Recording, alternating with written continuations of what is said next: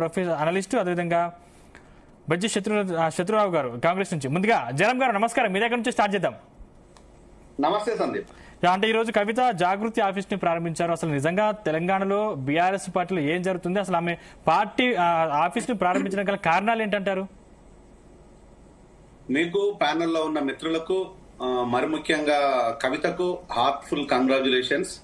ఎందుకంటే కవిత office open చేసుకున్నందుకు చాలా సంతోషకరమైన విషయం.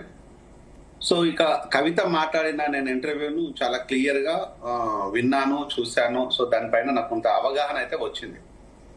కవిత మాట్లాడే విషయం ఏంటంటే అనేక అంశాలు బీజేపీ గురించి మాట్లాడింది, కాంగ్రెస్ గురించి మాట్లాడింది, బీఆర్ఎస్ గురించి మాట్లాడుతూనే కేసీఆర్ గారి గురించి మాట్లాడింది.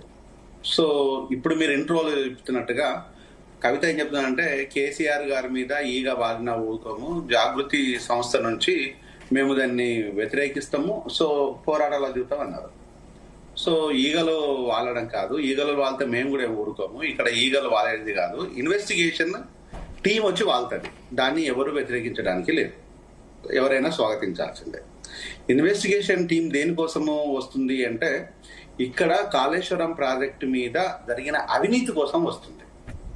ఈగలు దోమలు కాదు, ఇన్వెస్టిగేషన్ టీం వస్తుంది. ఆ ఇన్వెస్టిగేషన్ టీంకు బాధ్యులుగా అప్పుడు ఉన్న సీఎంగా మీరు కోఆపరేట్ చేయాల్సిన బాధ్యత మీ మీద ఉంది. మీరు కోఆపరేట్ చేస్తే మీ గౌరవాన్ని పెరుగుతా తప్పితే తగ్గదు. ఈ కనీసమైన అంశాన్ని కూడా చెల్లెలు కవిత మాత్రం అర్థం చేసుకోకపోవడం కొంత బాధాకరమైన విషయం. ఇక్కడ జరుగుతున్నది ఏంటంటే ఏ ఏజెన్సీ వచ్చినా కూడా ప్రభుత్వం కావచ్చు, ప్రభుత్వంలో లేని ప్రతిపక్షంలో ఉన్న వాళ్ళు కావచ్చు, దాన్ని సహకరించాల్సిందే. ఎందుకంటే మనం చట్టంతో పనిచేస్తున్నాం, చట్టంలో కాన్స్టిట్యూషన్ పరంగా రాజ్యాధికారంలో వచ్చినాం. కాన్స్టిట్యూషన్ గౌరవించడం అంటే రాజ్యాంగ సంస్థలను గౌరవించడమే. ఇది కవిత తెలుసుకోవాలి. మరొక అంశం వచ్చేసి కవిత పొద్దస్తమానం కేసీఆర్ గారి గురించి మాత్రమే మాట్లాడుతున్నారు. ఇంకొక అంశం వచ్చేసి కొన్ని స్కిల్ సంబంధించిన యూనివర్సిటీస్ కావచ్చు, లేకపోతే సంబంధిత దానికి రాజీవ్ గాంధీ గారి పేరు పెడితే దాన్ని వ్యతిరేకిస్తాము అన్నారు. సంతోషం, రాజీవ్ గాంధీ గారి పేరు పెట్టాల్సిన పని లేదు, దాన్ని వ్యతిరేకిద్దాం. కానీ 10 ఏళ్ల నుంచి మరి మీరెందుకు పెట్టలేదు అనేది ప్రశ్న కూడా మీరు ఒకసారి వేసుకోవాలి. మీరు ప్రభుత్వంలో ఉన్నప్పుడు మరి ఇదే రాజీవ్ గాంధీ గారి పేరు పెట్టమని వాళ్ళు అడగలేదు, మేము చెప్పలేదు. ఇప్పుడు వాళ్ళు ప్రభుత్వంలో ఉన్నది కాబట్టి వాళ్ళ పేరు పెడతామంటున్నారు. దాన్ని మాకు ఎలాంటి అభ్యంతరం, పేరు ఎవరిది అనేది మాకు సంబంధం లేదు, ప్రజలకు ఉపయోగపడేది మాత్రమే కావాలి. ఇక్కడ మీకు పేర్లు కావాలా, ప్రజలకు ఉపయోగపడేది కావాలా అనే దాన్ని మీరు డిసైడ్ చేయాలి.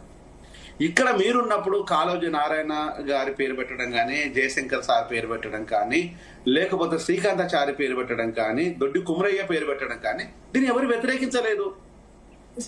మరి మీరెందుకు పెట్టలేదు?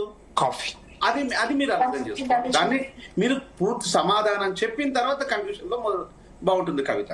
మరి ఇది కవిత ప్రశ్నించుకోవాలి. ఇది కవిత ప్రశ్నించుకుంటుందా? కవిత సంబంధించిన అప్పుడు బీఆర్ఎస్ పార్టీలో ఉన్నది, ఇప్పుడు కూడా బీఆర్ఎస్ పార్టీలోనే ఉంది అనుకుంటున్నాను. సో ఎందుకు మరి దాన్ని అప్పుడు ఎందుకు మాట్లాడలేదు, ఇప్పుడు మాత్రం ఎందుకు మాట్లాడుతున్నారు అంటే రాజకీయంగా దాన్ని మాట్లాడుతున్నారు. ఇంకొక మాట కూడా కవిత మాట్లాడింది, మా జాగృతి సంస్థ లోపల ఎస్సీలకు ప్రయారిటీ ఇస్తాము. జాగృతి సంస్థ లోపల ఉద్యమ సంస్థ అని మాకు తెలుసు, దానికి ఎస్సీలలో కూడా ఉద్యమం వాళ్ళు ప్రయారిటీ ఇస్తామనడం మాత్రం ఇది కొంచెం మనము ఎస్సీలను అవమానించినట్ట, మీరు ఆదరిస్తున్నట్ట ఒకసారి అర్థం చేసుకోవాలి. ఏ ఉద్యమ సంస్థలో కానీ ఎస్సీలు కానీ, ఎస్టీలు కానీ, బీసీలు కానీ, మైనారిటీ కానీ ఉండరు. తెలంగాణ ఉద్యమ సంస్థకి తెలంగాణ ఉద్యమ సంస్థమే ఉన్నది.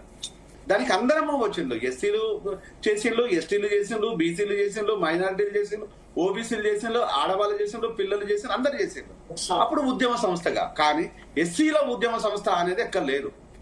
కానీ ఇదే శ్రీకృష్ణ కమిటీ రిపోర్ట్ లోపల మాదిగ పోరాట సమితి కానీ, మాదిగలు కానీ చాలా స్పష్టంగా దీనిపైన తెలంగాణ కోసం ఉద్యమిస్తున్నారు అనేది 374 పేజీ లోపల చాలా క్లియర్ గా రాశారు. అది మీరు చదువుకోండి అమ్మా, నేను దానికి మీకు చెప్పదలుచుకున్నాను. ఇంకొక అంశం వచ్చేసి ఇక్కడ కులాలకు సంబంధించిన అంశాలు శ్రీకృష్ణ కమిటీ లోపల చాలా క్లియర్ గా రాశారు. ఎవరెవరు ఉద్యమాలలో ఉన్నారు, అత్యధికంగా ఎవరు కోరుకుంటున్నారు అంటే ఎస్సీ, ఎస్టీ, బీసీ, మైనారిటీల గురించి రాసిండ్రు. అత్యధికంగా మాదిగల గురించి శ్రీకృష్ణ కమిటీలో రాశారు. ఇది మీరు అర్థం చేసుకోవాలి. మరి మీ దాని లోపల ఎస్సీలు అనే దాన్ని మరి మీరు దాన్ని ఏ విధంగా మీరు పొలిటికల్ పార్టీ పెట్టబోతున్నారా, లేకపోతే ఉద్యమాన్ని మీరు పెట్టబోతున్నారు అన్నదని మీరు ఆలోచించుకోండి. Yeah. మరొక అంశం వచ్చేసి మాట్లాడుతున్నది ఏంటంటే బీఆర్ఎస్ పార్టీతోని విభజిస్తున్నారో అర్థం కావటం లేదు, దాన్ని వ్యతిరేకిస్తున్నారో అర్థం కావటం లేదు, కాపాడుకుంటున్నారో కూడా తెలియటం లేదు. మొన్నటి వరకు వచ్చేసి పార్టీ లోపల కోవర్టులు ఉన్నారు, నా లెటర్ లీక్ చేశారన్నారు అని చెప్తున్నారు. సంతోషం, అది మేము కూడా దాన్ని డెఫినెట్ గా వ్యతిరేకిస్తాం. ఒక ఆడపిల్ల సంబంధించిన తండ్రికి రాసిన లెటర్ ను దాన్ని బయట పెట్టడం అనేది అది నీచమైన చర్య. అలాంటి వ్యక్తులను కేసీఆర్ గారు ఎందుకు దాచిపెడుతున్నారు, ఎందుకు దాచిపెట్టుకుంటున్నారు అనేది మరి ఆయన అడగాలి. మీరు కేసీఆర్ గారిని అడిగితే బాగుంటుంది. ఎందుకంటే కేసీఆర్ గారిని డైరెక్ట్ గా మీరు నిలదీస్తే బాగుంటుంది. మీరు పార్టీ అధ్యక్షుడిగా మాట్లాడండి, తండ్రిగా కాకుండా ఇక్కడ మాట్లాడేసి నేను నా వ్యక్తిగత స్వతంత్రాన్ని ఎందుకు బహిర్గతం చేసినట్టు అనే దాన్ని మీరు వారితోని మాట్లాడితేనే బాగుంటుంది. ఇది మీడియా ముఖంగా వచ్చి మీరు ఎందుకు లొల్లి చేస్తున్నట్టు, మీరు ఏం కోరుకుంటున్నట్టు అన్న విషయాన్ని కూడా ఒక కన్ఫ్యూజన్ లో ఉంది. మరొక అంశం వచ్చేసి కవిత గారు కవితమ్మ ఏం మాట్లాడుతుందంటే ఇది మేము ఉద్యమాలకు తెరదీస్తాము, రేపు రాజ్యాంగ సంస్థలు రాకూడదు. కానీ జగన్ గారు ఇక్కడ బీఆర్ఎస్ ఎజెండా జాగృతి ఎజెండా కొంచెం విరుద్ధంగా ఉన్నాయి అంటే రెండు కలిసి పనిచేసే అవకాశాలు ఉన్నాయా? అదే చెప్తున్నాను. సో మేము ఉద్యమానికి తెరదీస్తామంటున్నారు, కానీ మీరు ఉద్యమానికి తెరదీసడానికి బదులు తెరదీయడానికి మీరు బీఆర్ఎస్ తోని విభేదించి ఉద్యమం చేస్తారా, బీఆర్ఎస్ తోని కలిసి ఉద్యమం చేస్తారా? మీ ఎజెండా బీఆర్ఎస్ తోని కలిసి ఉంటుందా, వ్యతిరేకిస్తూ చేస్తున్నారా? ఆ విషయాన్ని చెప్పలేకపోతున్నారు.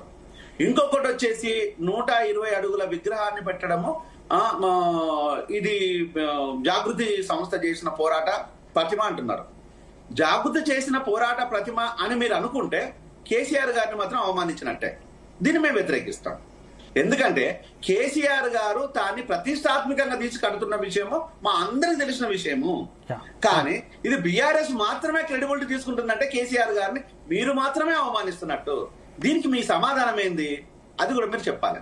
అంటే కలపూర గంప లాంటి క్వశ్చన్లు ఒక బంతిని రువ్వడిగా గోడకు విసిరితే తిరిగి వచ్చి తగిలినట్టుగా ఉన్నది కవితమ్మ మాటలు. అంటే ఇంత కన్ఫ్యూజన్ లోపల ఎందుకు పెడుతున్నట్టు, ఇంత కన్ఫ్యూజన్ ఎవరిని చేయాలనుకుంటున్నారు, ఎందుకు కన్ఫ్యూజన్ అవుతున్నది అన్న విషయాన్ని మరి బీఆర్ఎస్ శ్రేణులు చెప్తాయా, లేకపోతే జాగృతి శ్రేణులు చెప్తాయా? కవితమ్మ చెప్తాను. నేను కవితమ్మ చెల్లెలని పిలుస్తున్నా, నా అన్నాన్ని చాలా గౌరవంగా పిలుస్తారు. దానికి మాకు ఇద్దరి మధ్యలో ఎలాంటి బేషుజాలు లేవు. అన్న అని చాలా బాగా పిలుస్తుంటుంది, నేను చెల్లి అని పిలుస్తుంటాను. కానీ కవితమ్మనే నాకు పిలవడం నాకు చాలా ఇష్టం. సో కవితమ్మ చెప్పాలి. ఇక్కడ కవితమ్మ ఏం చెప్పాలంటే ఏం చెప్పదలుచుకున్నారు, మీరు ఏం కావాలనుకుంటున్నారో మీకు ఆ క్రిస్టల్ అని క్లియర్ లేకపోవడం అనేది కొంత ప్రజలను కన్ఫ్యూజ్ చేస్తున్నట్టు, మీరు కన్ఫ్యూజ్ అవుతున్నట్టు కనిపిస్తుందమ్మా. కొంచెం మీరు కరెక్ట్ చేసుకోమని నేను అన్నగా సలహా ఇస్తున్నాను.